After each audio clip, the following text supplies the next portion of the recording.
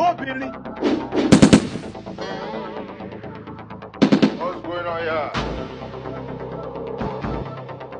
You there, why? You never see elephant.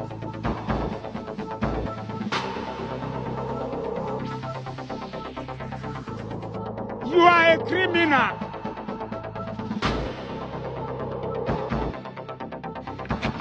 Fire will damage your ears forever.